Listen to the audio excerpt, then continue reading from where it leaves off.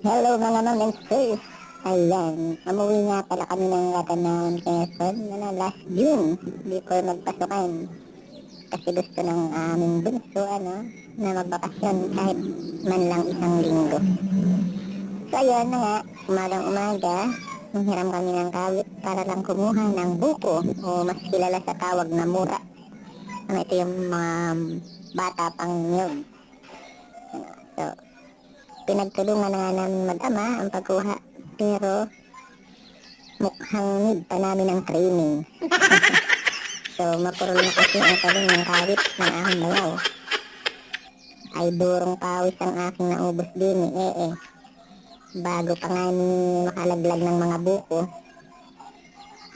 Nung una kinukuhan ko na ito, pero di ako papayag, nabigo kami sa buko. Kasi mahal ito kung bibilhin pa sa bayan ng Gumaka. So ayan, try uli. At sa wakas, after 365 years, sumakses na ang lolo niyo. So ayun, may baon kami pag Gumaka pabalik. So sige mga guys, hanggang dun lang. Ingat, bye-bye!